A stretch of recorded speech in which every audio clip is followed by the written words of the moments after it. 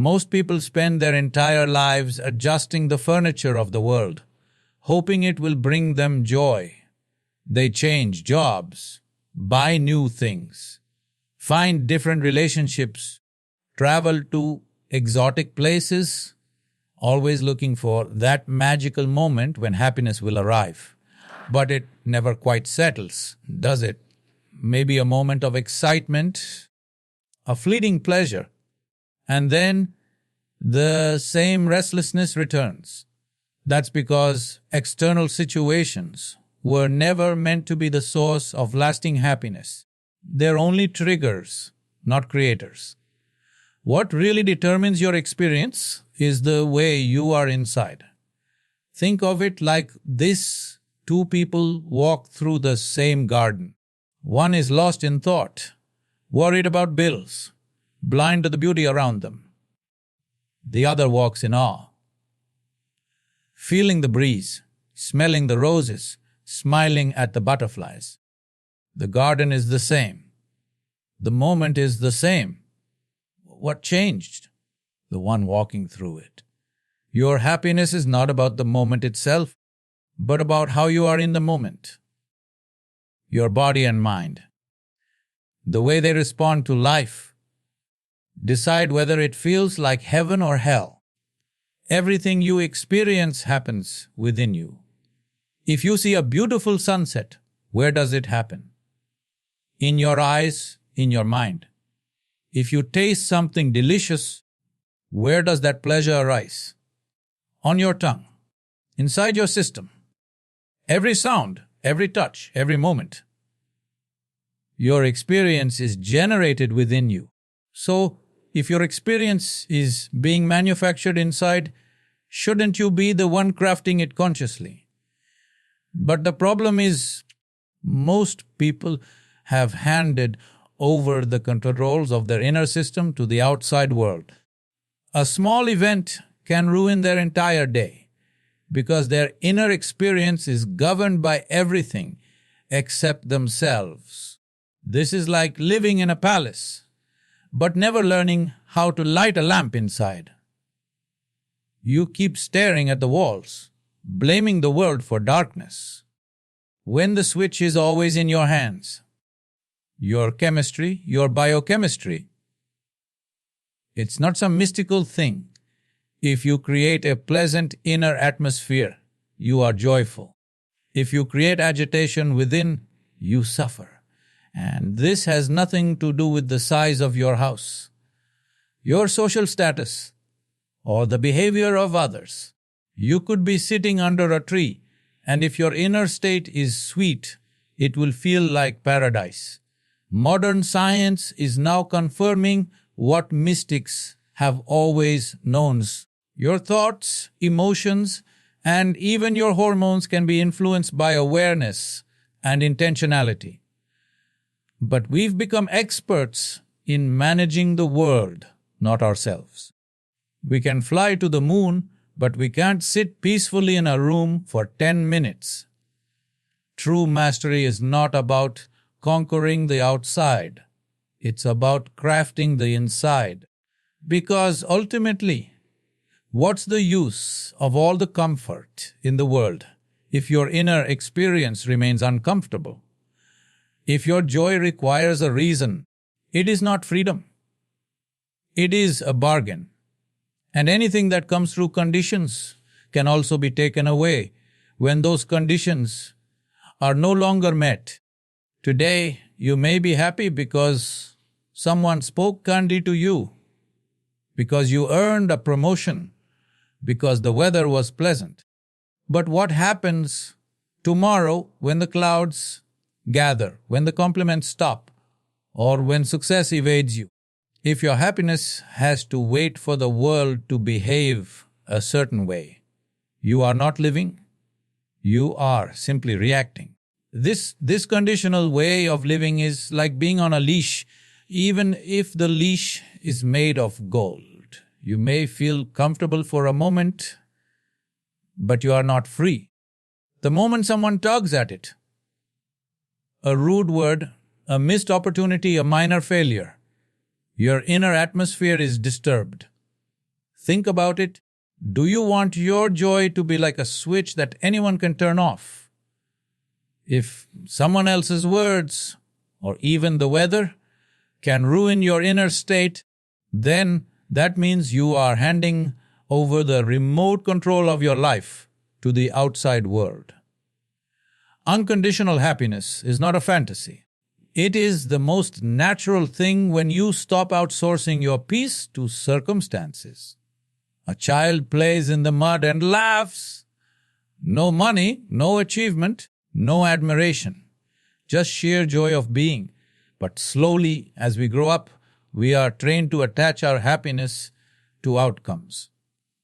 If I pass, I'll be happy. If I marry, I'll be complete. If I succeed, I'll celebrate. In this way, we postpone joy endlessly, tying it to a never-ending series of conditions that the world rarely meets. But life is unpredictable. Sometimes the sun shines, sometimes it storms. If you only allow yourself to smile when everything aligns perfectly, you'll smile rarely. The truly intelligent way is to remain joyful regardless, because happiness is your choice, not a consequence. Just like you don't wait for the world to be silent before you decide to breathe, you don't need to wait for perfect circumstances to allow yourself to be at ease. Why must joy be rationed like a reward? Why not make it your background, your default? When joy arises for no reason, that is when it becomes powerful. That is when it becomes untouchable. It doesn't mean you won't feel pain or discomfort. But even in the midst of challenge, something inside you remains untouched. That core remains still, clear, alive. It is the difference between a candle that flickers in every wind and a flame that burns steady, unaffected by the breeze. Joy without a reason is no longer a fleeting emotion. It becomes a quality of your being. Your body reacts. Your mind reacts. The world moves, and you move with it. But somewhere deep within, there must be a space that does not sway. That space is your true nature. Yet most people have allowed their inner world to become a mirror, reflecting everything happening outside. If someone praises you, you're elated. If they criticize, you are shattered. If the day is smooth, you smile. If it's turbulent, you frown. This is not mastery. This is slavery with polite labels. Imagine living in a house where every time someone passes by on the street, your furniture moves. A dog barks and the chair tips over. A truck honks and the table flips. Would you call that stability? Yet this is how most people live internally. The noise outside immediately becomes noise inside. If the stock market crashes, so does their peace. If someone looks at them the wrong way, they lose sleep. But why should the storm outside shake the roots of the tree within? True mastery is not about controlling the world. It is about not being controlled by it. It is about creating a space within yourself that remains still, regardless of what stirs around you. When your inner state becomes independent of external circumstances, life becomes effortless. That doesn't mean you withdraw or become indifferent. It simply means you no longer live at the mercy of situations. You can respond consciously instead of reacting compulsively. The one who remains centered is not blind to the chaos, but simply not consumed by it. When everyone else is burning in the fire of reactivity, such a person remains cool, not because they are cold, but because they have discovered the power of clarity. Their actions are not impulsive. Their peace is not based on silence outside. They can walk through a storm and yet their footsteps do not falter. This strength is not found in books or borrowed beliefs. It is cultivated through inner attention. This steadiness is not suppression. It is not about pretending nothing affects you. Rather, it is a deep inner alignment that allows you to be fully involved with life, yet untouched at the core. Like the eye of a cyclone, you may be in the midst of intense motion, yet your center is silent. This is not an idea to be believed. It is a possibility to be lived. Once you know how to remain still within, even when the world shakes, then life becomes play, not pressure. Close your eyes for a moment and think back, not to yesterday, not even to your teenage years, but all the way back to when you were a child, before opinions were formed, before identities hardened. Were you not simply joyful for no reason? A butterfly could make you giggle. A splash in water could feel like magic. Even a spoon could become a spaceship. You didn't need applause, purpose, or possessions. Just the sheer aliveness of being was enough to make you radiant. That was not a result of effort. That was your nature. But somewhere along the journey, layers began to form. Society said, first you must prove yourself, then you can rest. It said, success is the gateway to joy, approval is the currency of worth. Slowly, unconsciously, you began to trade your innate bliss for borrowed standards. You learned to postpone happiness until exams were passed, degrees achieved, positions earned, and people pleased. You started needing reasons to smile. And in this transaction, your original self got buried under a mountain of conditions. Joy is not something you acquire. It is something you uncover. It has always been with you, just like the fragrance is with the flower. It doesn't come from the world. It comes from your alignment with the rhythm of existence. Even now, when you're lost in a beautiful moment, a song, a sunset, a deep breath, notice how it's not the event itself, but your absence of resistance in that moment that brings joy. For a second, you forget the story, and in that forgetting, you return to yourself. Look at nature. The birds don't sing for applause. The trees don't bloom for recognition. Yet everything is exuberant. The grass doesn't need a reason to grow green. It simply responds to life. Your being is the same. But we've built mental cages so complex, we now think freedom is outside. We believe joy is a prize to be earned, not a presence to be lived. In truth, it is not life that is heavy. It is the identities and expectations we've piled onto it. That's why even when people have everything, they still feel empty. Because joy is not found in accumulation, but in returning.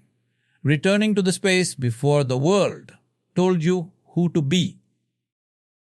Returning to the simplicity of breathing, the miracle of being conscious, the gratitude of waking up one more time. When all the noise fades, what remains is you, raw, real, joyful, and utterly alive without reason. And then there is not something you learn. That is something you remember. If you try to draw water from a well that has long run dry, you will not just be disappointed. You will exhaust yourself. This is exactly what happens when people seek happiness in things or in others. A new gadget, a new person, a new title, it excites you, it uplifts you for a while. Then, like a sugar rush, it crashes, and you're back to restlessness. The mistake is not in enjoying things. There's nothing wrong in that. The mistake is in assuming they are the source of joy. They are not the source. They are only the spark. The fire is within you. When your joy is tied to someone's behavior, their mood, their validation, you have given them remote access to your emotional state. A single word from them can lift or shatter you. A delay in response becomes anxiety. An unmet expectation becomes pain. This is not love. This is dependency dressed in the language of affection. And when you depend on others for your joy, suffering is not a possibility. It is a certainty. For no one, not even the kindest soul, can carry the burden of your inner fulfillment forever. Objects and experiences are fleeting. The moment you try to capture happiness through them, it slips through your fingers like sand. You buy something, and the mind immediately starts looking for the next thing. You reach one milestone, and the next one is already looming. The hunger doesn't go away. It just changes shape. That's because the object was never the real hunger. It was the search for inner completeness. But instead of turning inward, most people go outward, thinking the next thing will finally complete them.